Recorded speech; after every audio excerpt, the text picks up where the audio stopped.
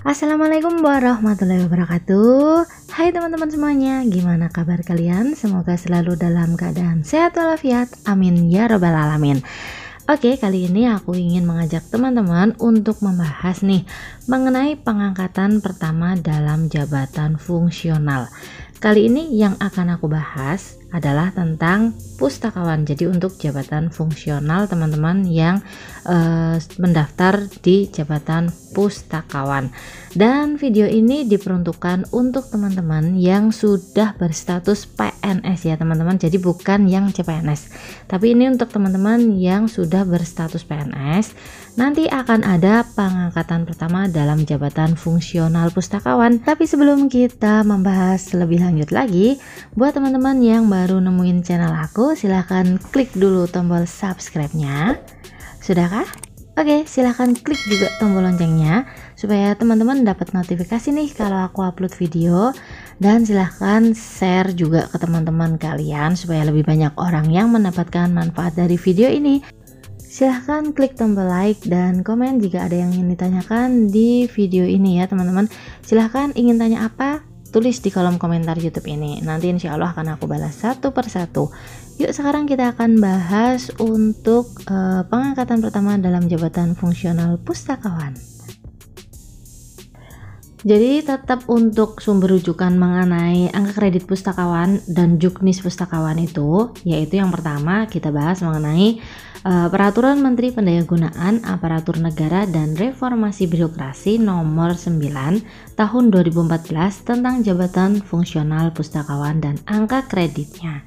Yang kedua adalah Peraturan Perpustakaan Nasional Nomor 11 Tahun 2015 tentang petunjuk teknis jabatan fungsional pustakawan dan angka kreditnya. Kalau aku sering dengar ini bisa dikatakan kayak kitab wajib untuk para pustakawan. Teman-teman bisa pelajari, bisa download silahkan, atau nanti silahkan download di description boxku, nanti akan aku kasih untuk kalian semuanya. Kita wajib pelajari jika kita adalah seorang fungsional pustakawan.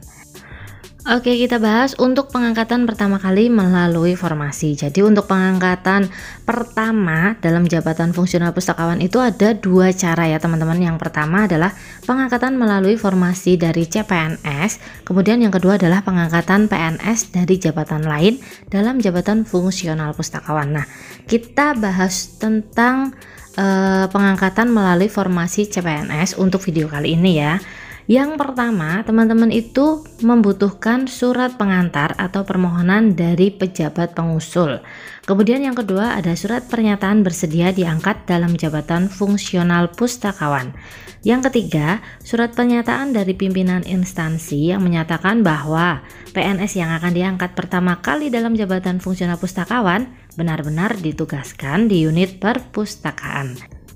Yang keempat, ada fotokopi sah keputusan pengangkatan menjadi CPNS dan PNS. Ini fotokopi untuk SK CPNS dan PNS-nya wajib dilegalisir. Kemudian yang kelima, ada fotokopi sah ijazah dan sertifikat diklat fungsional pustakawan keterampilan atau keahlian. Ini juga wajib dilegalisir.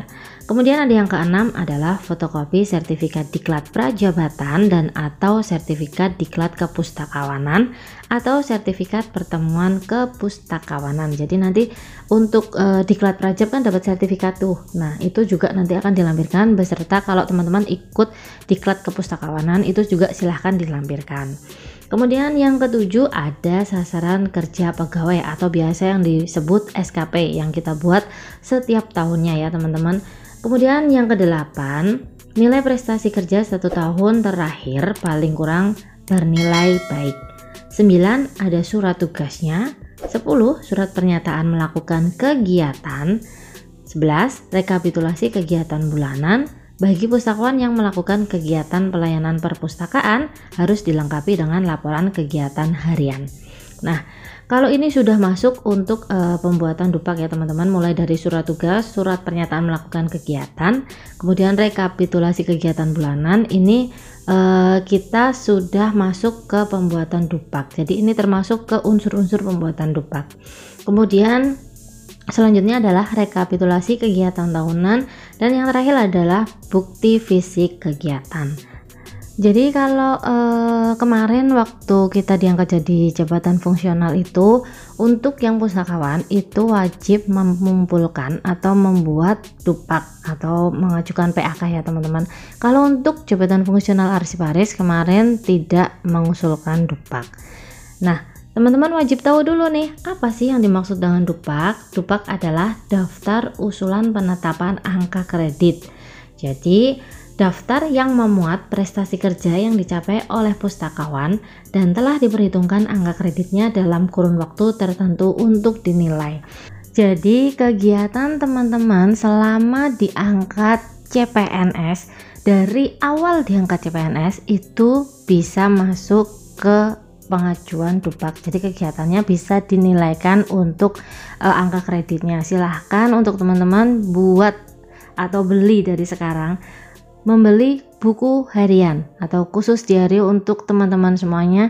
Kegiatan apa aja yang sudah dilakukan, kalau kalian ngiling-ngiling, ingat-ingat sendiri pasti akan lupa ya. Kalau aku pribadi pasti akan lupa, makanya teman-teman wajib punya buku. Misalnya nih kegiatan teman-teman melakukan kegiatan storytelling, itu tanggal berapa, jumlah siswanya berapa, tema ceritanya tentang apa. Nah itu akan detail banget, makanya aku saranin teman-teman untuk membuat buku harian khusus kerjaan teman-teman. Nah silahkan ditulis di situ nanti tanggal sekian kalian bikin apa, tanggal sekian kalian melaksanakan kegiatan apa. Nah nanti untuk pengajuan PAK-nya tinggal kalian sesuaikan dengan bukti fisik yang dibutuhkan kayak gitu. Nah untuk bentuk formulirnya kurang lebih seperti ini ya teman-teman. Jadi ada halaman data pribadi. Halaman data pribadi ini memuat judul dupak, nomor, terus masa penilaian. Masa penilaian itu masa penilaian ketika teman-teman mengajukan dupak, dari bulan tahun berapa sampai bulan tahun berapa kayak gitu. Terus ada juga data pribadi teman-teman semuanya, nanti di situ diisi. Kemudian ada formulir unsur kegiatan sebagai bukti prestasi kerja unsur utama dan unsur penunjang. Kemudian yang ketiga ada lembar formulir yang berisi kolom penjumlahan unsur utama dan unsur penunjang. Yang keempat adalah halaman terakhir berisi catatan lampiran usulan. Untuk tahapan pengisian dupak, teman-teman harus yang pertama mengisi formulir kegiatan harian atau bulanan. Ini wajib untuk teman-teman yang melaksanakan kegiatan pelayanan perpustakaan. Itu biasanya ada kegiatan harian nih teman-teman, seperti kegiatan sirkulasi itu pastikan kegiatan harian, terus shelving itu kegiatan harian. Nah silahkan teman-teman bikin tabel atau formulir khusus untuk kegiatan harian, kemudian juga direkap untuk kegiatan bulanannya. Yang kedua adalah mengisi formulir kegiatan tahunan. Setelah membuat formulir kegiatan harian dan bulanan, teman-teman wajib juga membuat formulir untuk kegiatan dalam tahunannya. Jadi direkap untuk 1 tahunnya itu teman-teman jumlahnya dari harian dan bulanan tadi dibikin menjadi formulir tahunan. Kemudian yang ketiga adalah memindahkan atau memasukkan angka kredit sesuai kegiatan yang dilakukan ke dalam kolom dan lajur yang terdapat pada dupak. Nanti kan ada kolom-kolomnya nih teman-teman. Kalau teman-teman masih CPNS, nanti dimasukkannya ke kolom yang baru semuanya. Kemudian yang keempat adalah mengisi butir kegiatan di bawah atau di atas jenjang jabatan. Silahkan untuk teman-teman bisa mengajukan kegiatan untuk dinilaikan angka kreditnya bagi yang mengerjakan tugas atau kerjaan di bawah jenjang jabatan teman-teman atau di atas jenjang jabatan teman-teman. Hanya 1 tingkat dan itu masih dalam ranah atau misal teman-teman nih sebagai pustakawan keterampilan. Jadi yang bisa dikerjakan, misal teman-teman adalah pustakawan mahir ya, berarti teman-teman bisa mengerjakan kegiatan di pustakawan terampil, itu dinilainya angka kreditnya adalah 100% dan bisa mengerjakan tugas untuk pustakawan mahirnya sendiri, itu penilaiannya juga 100%. Bisa mengerjakan kegiatan untuk pustakawan penyelia, nah itu nilainya hanya 80% ya teman-teman. Jadi untuk teman-teman bisa mengerjakan tugas di atas maupun di bawah jenjang jabatannya. Jadi kalau untuk keterampilan ya khusus tentang keterampilan. Kalau untuk keahlian teman-teman yang bisa dinilai adalah tentang keahlian. Nggak bisa teman-teman yang jabatannya keahlian mengerjakan tugas untuk pustakawan keterampilan, itu nggak bisa. Nah, untuk teman-teman yang masih CPNS kemarin, misal daftarnya di D3, berarti teman-teman kan pustakawan terampil. Teman-teman bisa mengerjakan satu jenjang di atasnya, yaitu pekerjaannya pustakawan mahir, tapi dinilainya hanya 80%. Kalau untuk penilaian di jabatan keterampilan, di jabatan pustakawan terampil, teman-teman kerjaannya dinilai 100% kayak gitu. Kemudian yang terakhir adalah pengisian halaman untuk daftar lampiran dan tanda tangan.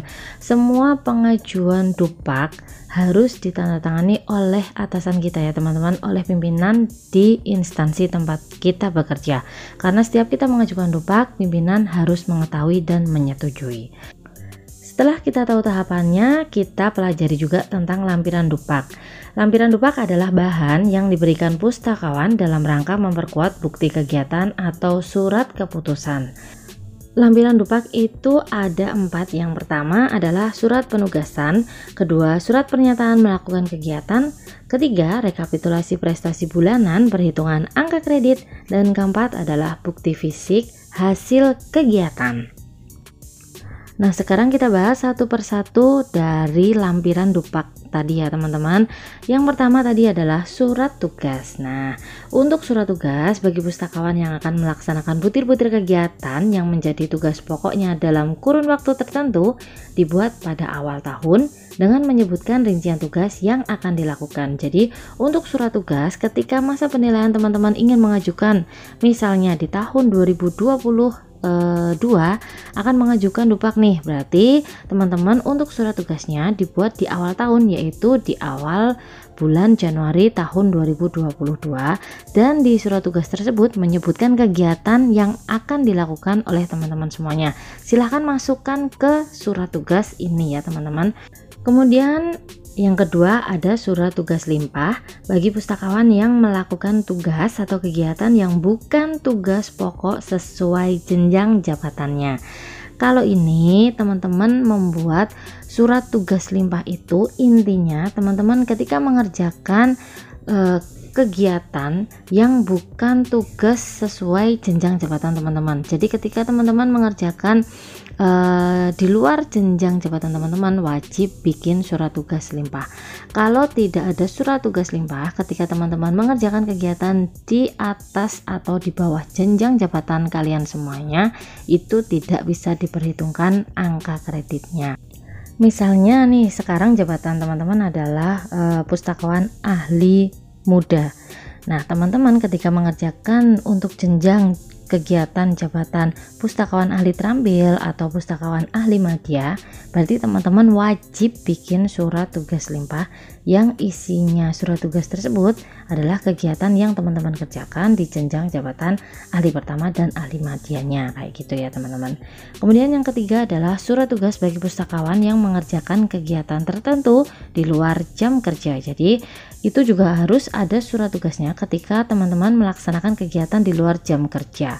Contohnya seperti kegiatan wisata buku atau kegiatan wisata beda-beda ya teman-teman. Untuk setiap instansi mungkin kalau ada kegiatan di luar jam kerja, misal Sabtu Minggu, teman-teman bisa bikin surat tugas dan dimasukkan juga untuk pengajuan PAK-nya. Yang keempat adalah surat tugas bagi pustakawan yang melakukan tugas atau kegiatan di luar unit kerja yang bersangkutan. Misalnya teman-teman melakukan kegiatan di luar unit kerja atau misal seperti perpustakaan keliling atau pembinaan ke sekolahan, ke desa-desa atau ke instansi lain, teman-teman bisa membuat surat tugas di luar unit kerja. Setelah kita bahas tentang surat tugas, kita bahas tentang yang kedua adalah surat pernyataan melaksanakan tugas kepustakawanan. Jadi untuk surat pernyataan melaksanakan tugas ini ada 6 surat pernyataan teman-teman. Yang pertama adalah surat pernyataan telah mengikuti pendidikan. Untuk yang mengikuti pendidikan ini terdiri dari ijazah teman-teman, kemudian ada juga pendidikan diklat. Misal teman-teman ikut diklat kepustakawanan, bisa dari Perpusnas, bisa dari instansi lain, tapi tentang kepustakawanan itu dimasukkan ke surat pernyataan telah mengikuti pendidikan nanti. Yang kedua adalah surat pernyataan melakukan kegiatan pengelolaan perpustakaan. Kalau untuk pengelolaan perpustakaan sendiri itu terdiri dari kayak perencanaan penyelenggaraan kegiatan perpus kayak gitu teman-teman, masuknya ke pengelolaan. Terus kemudian yang kedua adalah kayak Monev atau monitoring dan evaluasi penyelenggaraan kegiatan perpustakaan, itu masuknya juga ke pengelolaan perpustakaan. Kemudian yang ketiga adalah surat pernyataan melakukan kegiatan pelayanan perpustakaan. Nah, kalau pelayanan perpustakaan itu terdiri dari dua nih teman-teman. Yang pertama ada pelayanan teknis dan yang kedua adalah pelayanan pemustaka. Pelayanan teknis dan pemustaka itu masih ada nanti rincian kegiatannya itu apa aja. Nah, nanti disesuaikan dengan jenjang jabatan teman-teman semuanya. Yang keempat, ada surat pernyataan melakukan kegiatan pengembangan sistem kepustakawanan. Kalau ini tergantung teman-teman. Kalau teman-teman masuknya pustakawan keterampilan, untuk pengembangan sistem ini hanya ada satu jenis, yaitu pengembangan sistem kepustakawanan. Sedangkan untuk keahlian itu ada 4. Yang pertama teman-teman ada pengkajian kepustakawanan, yang kedua ada pengembangan kepustakawanan, yang ketiga penganalisisan atau pengkritisan karya kepustakawanan, dan yang keempat adalah penelaahan pengembangan sistem kepustakawanan. Untuk surat pernyataan yang kelima adalah surat pernyataan melakukan kegiatan pengembangan profesi. Kalau ini contohnya nih seperti misalnya teman-teman bikin karya tulis atau karya ilmiah tapi harus di bidang kepustakawanan ya teman-teman, atau teman-teman kayak nulis buku, nulis artikel, bisa bikin karya ilmiah, bisa melakukan penelitian, silahkan dimasukkan ke pengembangan profesi. Kemudian yang keenam adalah surat pernyataan melakukan kegiatan penunjang tugas kepustakawanan. Kalau ini misalnya nih contohnya seperti teman-teman jadi pengajar atau pelatih pada diklat fungsional atau kayak bidang teknis kepustakawanan, itu teman-teman bisa mengajukan sebagai unsur penunjang dalam tugas pustakawan. Atau teman-teman ikut seminar atau lokakarya atau konferensi di bidang kepustakawanan, misal kayak ikut webinar dari Perpusnas atau dari instansi mana aja tapi di bidang kepustakawanan, itu bisa masuk ke unsur penunjang kayak gitu ya teman-teman. Nah, setelah kita paham tentang tahapannya, terus kemudian untuk lampiran dupak apa aja, kita juga wajib tahu tentang unsur dan subunsur kegiatan. Jadi untuk unsur utama itu minimal 80% ya teman-teman, dan unsur utama itu terdiri dari pendidikan, pengelolaan perpustakaan, pelayanan perpustakaan, pengembangan sistem kepustakawanan, dan pengembangan profesi. Jadi untuk unsur utama terdiri dari 5, minimal 80%. Untuk unsur penunjangnya itu adalah maksimal 20%. Ini unsur penunjang seperti yang sudah aku jelasin sebelumnya. Misalkan unsur penunjang seperti teman-teman ikut webinar, masuk ke unsur penunjang yang maksimal diajukan adalah 20%. Nah, ini yang wajib banget teman-teman tahu, harus tahu, wajib tahu, itu adalah angka kredit tidak dinilai jika nih teman-teman. Yang pertama, angka kredit yang tidak berasal dari butir kegiatan pada jenjang jabatannya. Kedua, pustakawan yang melaksanakan tugas di atas atau di bawah jenjang jabatannya tanpa disertai surat tugas limpah dari pimpinannya, seperti yang sudah aku jelasin tadi ya teman-teman. Kemudian yang ketiga adalah pustakawan tingkat terampil melaksanakan tugas pustakawan tingkat ahli dan sebaliknya. Jadi sesuai dengan jenjang jabatan, dan hanya boleh misal di tingkat terampil, pustakawan keterampilan silahkan mengerjakan di atas atau di bawah jenjang jabatannya. Pustakawan keahlian juga seperti itu ya teman-teman. Kemudian yang keempat adalah pustakawan yang melaksanakan tugas 2 tingkat di atas dan di bawah jenjang jabatannya.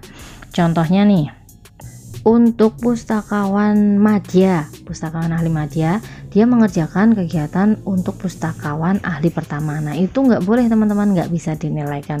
Jadi bolehnya pustakawan ahli madya itu mengerjakan kegiatan pustakawan ahli muda ataupun pustakawan ahli utama, dengan syarat harus ada surat tugas limpah tadi.